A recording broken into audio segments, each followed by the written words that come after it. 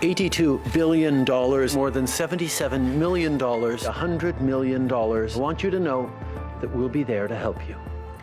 The announcement started in March, millions and billions of dollars at a time. Money first to help workers suddenly out of a job and businesses not allowed to open. The Canada Emergency Response Benefit will provide $2,000 a month. We're facilitating a wage subsidy up to 75%. Then came $9 billion to help post-secondary students, $2.5 billion for seniors, and money for farmers. $125 million National Agri-Recovery Initiative.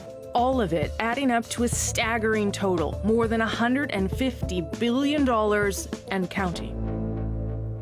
So the question, of course, are these measures helping Canadians? Is this enough? Nim Calvez was laid off from her job as a hotel attendant, and she joins me now from Surrey, British Columbia. Good to see you, Nim. Hi, Rosemary. Thanks for having me. So you were laid off, not surprisingly, as hotels and the tourism sector closed down. What have you done to help yourself, and how has the government helped you?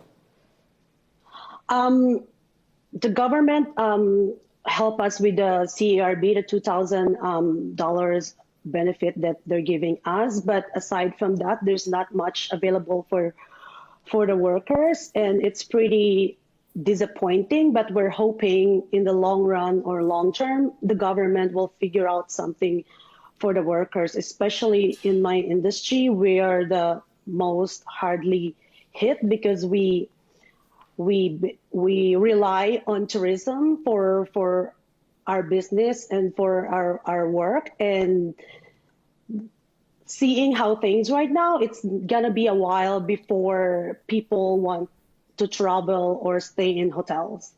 Well, and I think your issue is more complicated because the $2,000 is not just helping you, it's also helping your daughter who is in the Philippines. Is that right? Yes. So aside from myself, I'm helping a family in Philippines, and I'm sending them money mostly every month. And the living expenses in Vancouver alone is very expensive. From $2,000, my rent is almost $1,500, $500. What's left for food and groceries, and that's nothing. And I am using other resources like credit card to stay afloat. And how long do you think you can go on like that, Nim? It's not long. Like after a couple of months, and I'm not just speaking for myself, I'm speaking for my coworkers, the hotel industry, and I'm sure a lot of us, not just hospitality industry, is hit hard with this. The majority of workers are struggling, and it's very devastating for everyone to navigate in this hard times. Sure. I'm going to talk to the finance minister in a moment. If you had anything that you wanted to ask him, what would you say to him?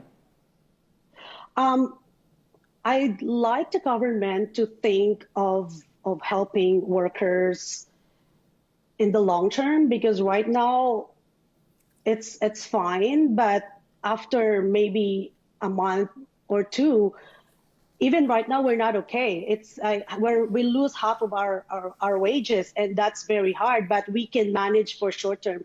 Long term, we need the government to think about how are we gonna survive as an industry. As I've said, like, we rely on tourism, and it's gonna be a while before it's gonna come back. Who knows if we're gonna come back this year? We're thinking more likely it's gonna take us 18 to 24 months to recover. And losing our job, we also lose our health benefits, and our right to return to work is in jeopardy as well. So we're not just looking at financially, but we are looking with a big picture and our future.